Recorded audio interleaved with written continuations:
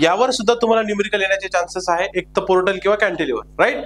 मग कॅन्टिलिव्हर मेथडमध्ये पोर्टल मेथडपेक्षा असं काय वेगळं आहे, तर चला ते बघूया. बघा आता सेम मी काय केलंय, तीच फ्रेम त्या प्रकारे एक फ्रेम तुमच्या समोर ठेवली आहे, जी double storied double bay frame आहे. डबल बे फ्रेम म्हणजे काय, हा एक बे हा एक बे. डबल स्टोरीड म्हणजे single and double storied, right. याच्यामध्ये आता अशा प्रकारे P1 P2 असे फोर्सेस अप्लाय झालेले आहेत. आता बघा तुम्हाला अशी डॉट डॉट दिसत असतील ब्लॅक इंटरमिडिएट पॉइंटला, प्रत्येक कॉलमच्या प्रत्येक बीमच्या इंटरमिडिएट पॉइंटला, त्याला आपण पॉइंट ऑफ इन्फ्लेक्शन म्हणतो, जे आपण पहिल्या व्हिडिओमध्ये शिकलो आहोत, राईट. आता इकडे एक डॉटेड लाईन दिसते तुम्हाला. ही डॉटेड लाईन काय इंडिकेट करते, तर आपण काय केलंय, हा झाला आहे तुमचा सीजी. हा सीजीचा सेक्शन आहे, याला म्हणतात सीजी. या पॉइंट ऑफ सीजीला आपल्याला काय करायचं, अनालिसिस करायचंय. या पॉइंट ऑफ सीजीला घेऊनच आपल्याला काय करायचे, याचे मेंबर फोर्सेस कॅल्क्युलेट करायचे आहेत. हाच आहे तुमच्या कॅन्टिलिव्हर मेथडचा प्रकार, जो पोर्टल मेथड पेक्षा वेगळा आहे. मग याच्यात अजून काय आहे बघा, the point of inflection occurs mid height of each column. बरोबर mid height of each column घेतला, yes. The point of inflection located at mid span of beam, yes. Mid span of बीमला पण पॉइंट ऑफ इन्फ्लेक्शन घेतोय, right. The axial forces in the column are directly proportional to, काय म्हटलंय, the axial forces in the column are directly proportional to the their distance from centroidal vertical axis of the frame. म्हणजे काय, ज्या वेळेस मी या प्रत्येक लोकेशनला हा जो काही फोर्स कन्सिडर करेल, याचं डिस्टन्स विथ रिस्पेक्टिव्ह या सीजीच्या एक्स एक्स सेक्शन पासून असेल. याचा इथून, याचा इथपासून इथपर्यंत, याचा इथपासून इथपर्यंत, या पर्टिक्युलर डिस्टन्सलाच मग आपण काय करणार, ते कन्सिडर करून त्याचे फोर्सेस कॅल्क्युलेट करणार आहोत. म्हणून ही सेक्शन लाईन, ही व्हर्टिकल लाईन आपल्यासाठी खूप महत्वाची आहे. हा प्रकार घेऊन मग आपल्याला ते दोन इक्वेशन कन्सिडर करून ते सॉल्व्ह करून प्रत्येकाचे मेंबर फोर्सेस परत इच अँड एव्हरी जॉईंटला, जसं आपण पोर्टल फ्रेम मध्ये प्रत्येक जॉईंट घेऊन सॉल्व्ह केलेला आहे, तसंच आता याचा पण प्रत्येक जॉईंट घेऊन आपल्याला सॉल्व्ह करावं लागेल. पण बिफोर त्याच्यात, जसं तिकडे बेस शेअर अप्लाय करून आपण आधी काय केलं होतं, बेस शेअरचे कॅल्क्युलेशन्स केले होते, मग त्या जॉईंट्सला घेतलं आणि मग सॉल्व्ह केलं. तसं इथे नाहीये, इथे थोडी वेगळी पद्धत आहे, ज्याच्यामध्ये हा आपल्याला सीजी घ्यायचा आहे, प्लस त्या सीजीच्या रिस्पेक्टिव्हनी याचे बेस शेअर घ्यायचे, आणि मग त्या फोर्सेस वरून मग प्रत्येक जॉईंट्सला काय करायचंय, मेंबर फोर्सेस कॅल्क्युलेट करायचे आहेत. हा कॅन्टिलिव्हर आणि पोर्टल फ्रेम मेथड मधला फरक आहे. ओके. आता बघा याच्यामध्ये सगळ्यात महत्वाचं काय, for equilibrium summation of H equal to 0 means what. आता P1 is equal to H1 plus H2 plus H3 म्हणजे काय, प्रत्येक बेस पॉइंटला बघा, हा P म्हणजे हा झाला P1, हा झाला P2. प्रत्येक या केसमध्ये याचे हॉरिझॉन्टलच्या summation as per the assumption of axial forces proportional to their distance from centroidal vertical axis at CG. So that's why V1 A1 plus divided by X1 is equal to V2 A2 divided by X2 plus V3 A3 divided by X3. It means what? काय म्हटलंय बघा, जे आपण हे X1 X2 हे distance घेतलं ना, X1 X2 हा X3, मग हा V1 हा V2 हा V3, आणि या कॉलमचा तो क्रॉस सेक्शनल एरिया म्हणजेच A1 A2 A3, राईट. अशा प्रकारे याला इक्वेट करून मग आपल्याला याचे V1 V2 V3 च्या व्हॅल्यू मिळतात, आणि ते घेऊन जसं आपण तिकडे बेस शेअरच्या व्हॅल्यू घेतल्या होत्या, तसं इथे V1 V2 V3 च्या व्हॅल्यू घेऊन मग आपल्याला काय करायचं, त्याचं सोल्युशन कॅल्क्युलेट करायचं आहे. तरीही नाही कळालं तर आता आपण न्यूमेरिकल सॉल्व्ह करणार आहोत. न्यूमेरिकल स्टार्ट करूया. एकदा न्यूमेरिकल स्टार्ट झालं की तुमच्या क्लिअर लक्षात राहील की तुम्हाला काय म्हणायचं ते. Yes, okay. सो बघा अशा प्रकारे न्यूमेरिकल येतं. सेम फ्रेम मी घेतली जी पोर्टल फ्रेम मेथड मध्ये होती, सेम न्यूमेरिकल आहे. आता आपण कॅन्टिलिव्हर मेथडने सॉल्व्ह करणार आहे, right. So using cantilever method, approximate method, find axial force in column, assume cross sectional area same for all column. Yes, सगळ्यात मोठं काम सोपं झालं आपलं. Cross sectional area of all each and every column is same. म्हणजे काय झालं, आता आपला ए ची व्हॅल्यू सेम झाली, राईट. आता कॅन्टिलिव्हर मेथडने सॉल्व्ह करायचं. बघा फ्रेम बघा, यस, 6 इकडे 8 इकडे 6 इकडे 4, सेम डायमेन्शन्स ठेवलेत म्हणजे आपल्याला सॉल्व्ह करायला सोपं जाईल, राईट. सो ABCDEFGHI अशा प्रकारे तुम्हाला कॅन्टिलिव्हर फ्रेम आलेली आहे. मग या कॅन्टिलिव्हर फ्रेमची स्टेप 1 काय आहे ती बघूया. स्टेप 1 बघा. आता स्टेप 1 काय आहे, स्टेप 1 साठी मी काय करेल,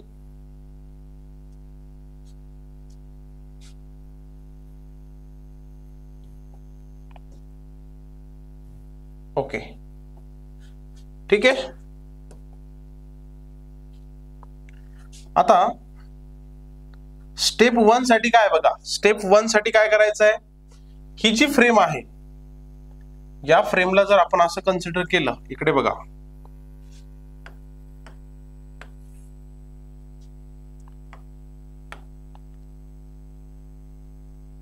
तर याचा सीजे आपण कुठे घेऊ शकतो, यस. आता हे डिस्टन्स आपल्याला माहित नाही, हे पण डिस्टन्स माहित नाही, हे कॅल्क्युलेट करायचंय म्हणून आपण याला म्हटलंय सीजी पॉइंट. Correct, CG. आता ते कसं कॅल्क्युलेट होतं, it depends on your given dimensions. आता या गिवन डायमेन्शन्स वर हे डिपेंड करेल. यस, म्हणजे याच्यामध्ये जर बघितलं तर याचे डायमेन्शन्स आपल्याला इथे मिळालेले 6, 8, 4, 6, राईट. आता याच्या डायमेन्शन्स वरून आपल्याला काय करायचं, हा x1 आणि हा x2 कॅल्क्युलेट करायचा. याला आपण x1 म्हणूया, याला x2 म्हणूया. करेक्ट. मग हे कसं कॅल्क्युलेट करायचं, तर बघा हे डिस्टन्स आपल्याला कॅल्क्युलेट करायचं आहे x1 x2, बरोबर. आता बघा आपला फॉर्म्युला सांगतो x बार इक्वल टू, इथून या कॉलम पर्यंतच डिस्टन्स किती आहे, 6 into area of that column is 1. कारण आपल्याला काय म्हटलंय, area of same column, area of all column are same, म्हणजे युनिफॉर्म व्हॅल्यू 1 कन्सिडर करूया. प्लस परत इथपर्यंत 6 होतं, इथपर्यंत किती डिस्टन्स आहे टोटल, 6 + 8 14, 14 इंटू 1 डिवाइड बाय 1 2 3, किती कॉलम आहे, 3, आणि सगळ्यांचा एरिया सेम आहे म्हणून 3 into 1 3, right. So X bar equal to किती झालं, 14 6 20, 20 divide by 3, so X bar is equal to 6.67 metre, बरोबर. मग मला सांगा हे डिस्टन्स जर 6.67 असेल, करेक्ट, म्हणजे आता आपण काय करूया, याला व्यवस्थित इथे लिहून घेऊया. हे आलं 6.67, हे आहे तुमचं 6 आणि हे आहे तुमचं 8, करेक्ट. तर हे झालं आपलं 6.67. मग एवढं डिस्टन्स किती असेल, सो 6.67 मायनस 6, सो हे राहिलेलं डिस्टन्स आपल्याला मिळून जाईल 0.67, करेक्ट. अशा प्रकारे ही लाईन जर मी इथे घेतली व्यवस्थित तर लक्षात येईल तुमच्या.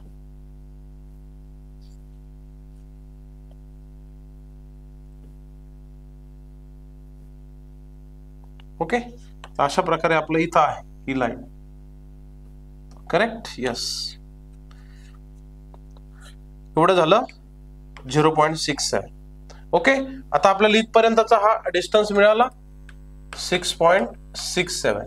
ओके, चला 6.67 म्हणजे किती, 6 into 1 uniform column, 6 + 8 14 divide by 1 2 3, so 326.67. Okay, आता काय करायचं, आता याच फ्रेमला आपण पहिल्या स्टोरेजला कन्सिडर करूया.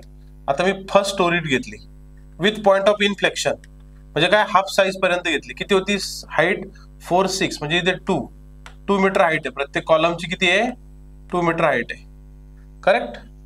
आता हा होता आपला GHI, पहिली स्टोरी GHI, इथे 20 किलोन्यूटन लोड आहे. किती आहे, 20 किलोन्यूटन GHI.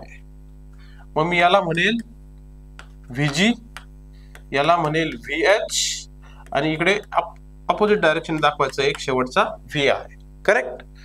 मग काय करायचं, आता याला जसं आपण तिकडे डायरेक्ट घ्यायचो तसं इथे आता काय करायचं, या पॉइंट भोवती मुवमेंट घ्यायची. कुठल्या, या पॉइंट भोवती, या पॉइंट भोवती मुवमेंट घेताना सगळं क्लॉकवाईज अँटी क्लॉकवाईज आपल्या डायरेक्शन नुसार कन्सिडर करायचं. बघा इथे आता हा VH इकडे जातोय anti clockwise, so VG into हे डिस्टन्स किती आहे, 6 आणि हे आहे 8, सो 14, बरोबर, करेक्ट. VH पण अँटी क्लॉकवाईज जातोय, VH into 8.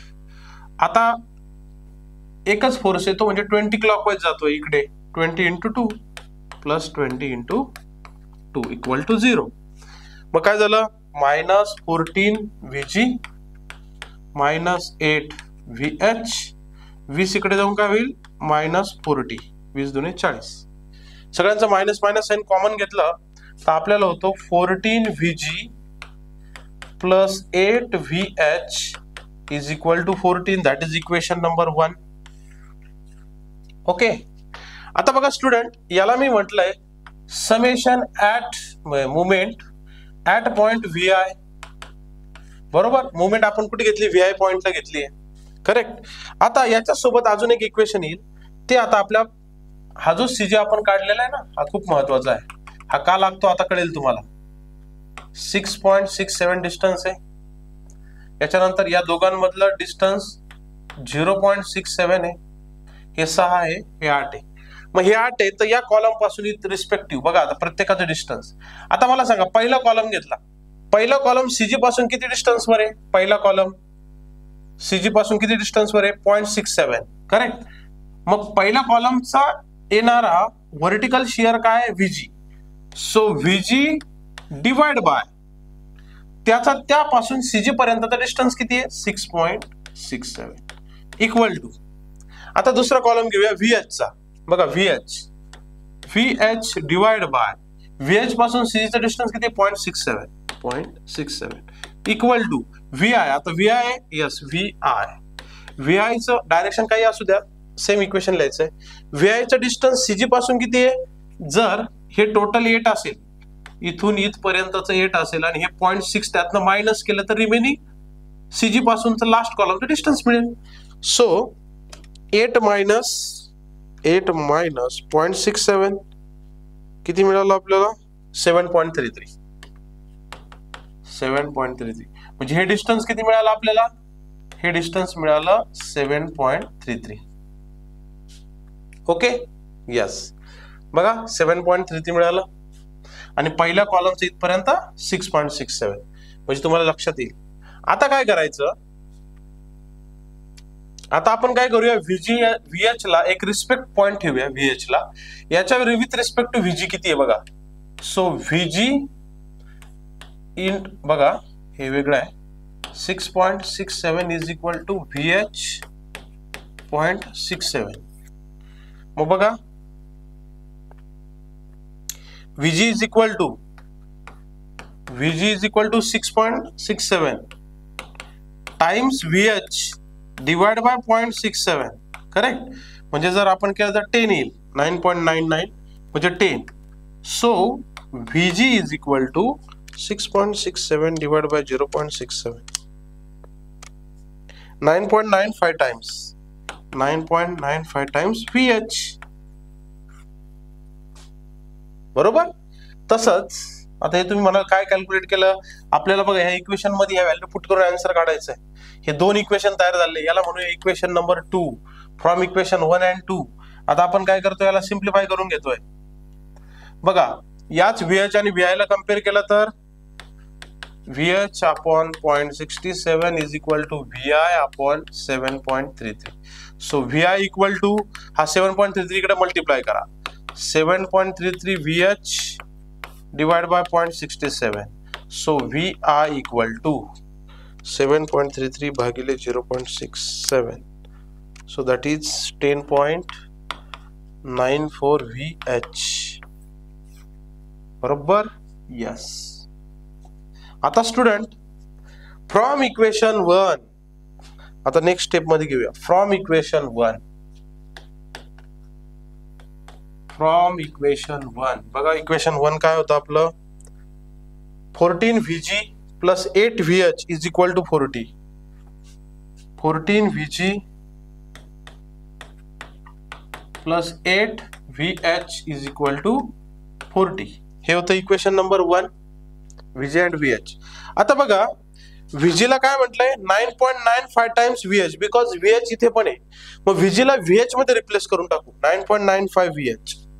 So 9.95 VH plus 8VH is equal to 14. मग बघा किती होतं, 14 इंटू 9.95 प्लस 8. करेक्ट. यस. म्हणजे किती झालं, 147.3 VH is equal to 40. So VH is equal to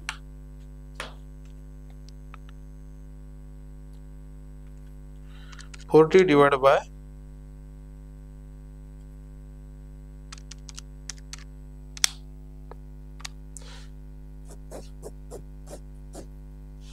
0.27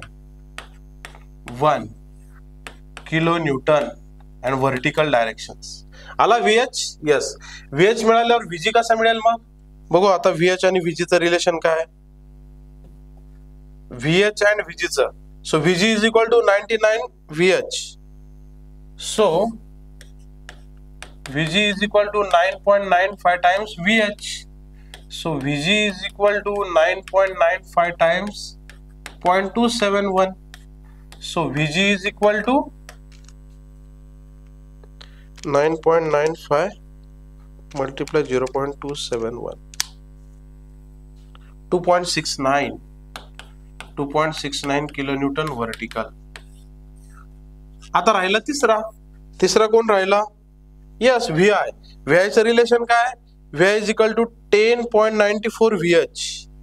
So VI equal to 10.94 VH. So VI is equal to 10.94 VH काय? 0.27. So VI equal to 10.94 into 0.271. That is 2.96.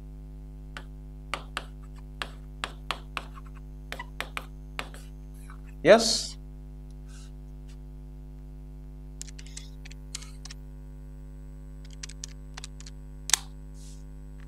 अशा प्रकारे आपल्याला VH, VG आणि VI मिळालेले आहे. मग काय करायचं पुढे? यस, पहिली स्टोरी घ्यायची. पहिली स्टोरी काय आहे आपली? Point of inflection. प्रत्येकाचा आन्सर काय आलेला आहे?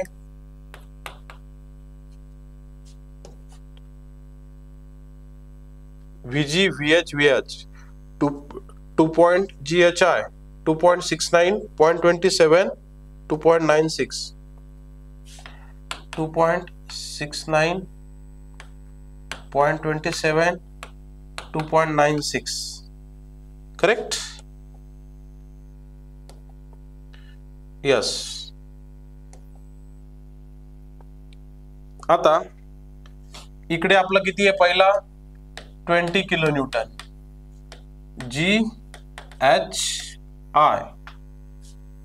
GHI. Okay. Point of inflection इथे घेतलेला आहे, म्हणजे याची डेप्थ किती झाली?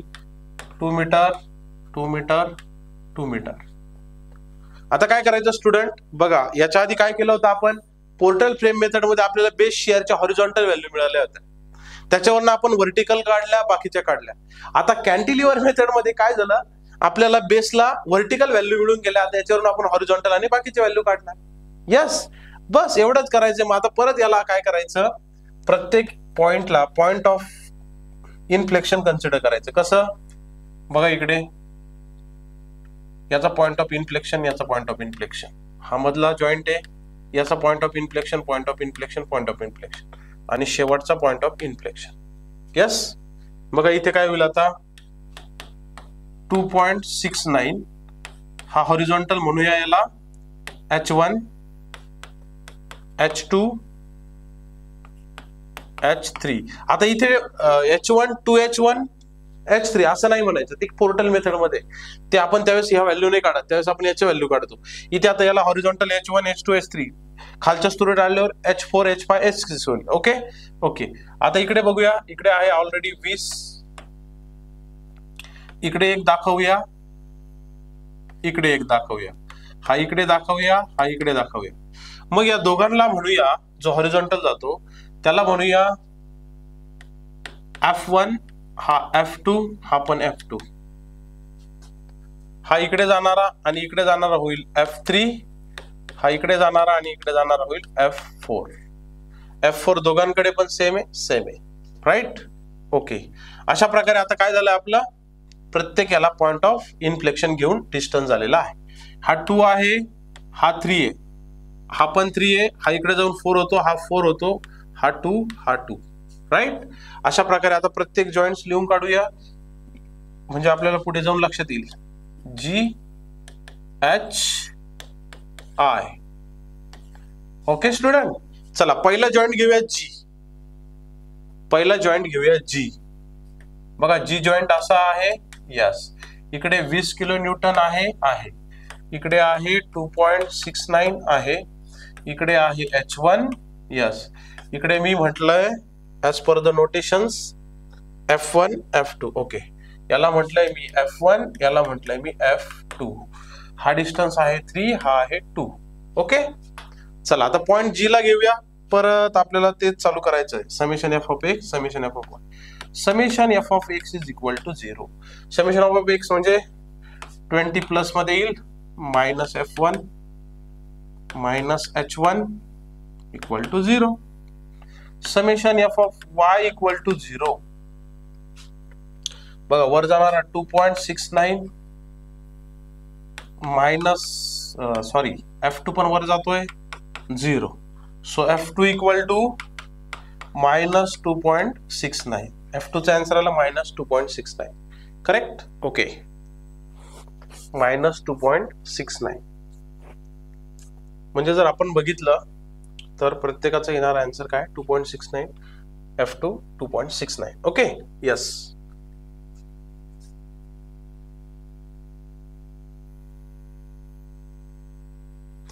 म्हणजे आपण जर इथे बघितलं, जर मी याला इकडे कन्सिडर केलं, खाली जाणार तर खालचं वर येणार, म्हणजे हे एरो आपल्याला डाउनवर्ड कन्सिडर करावे लागतील. यस.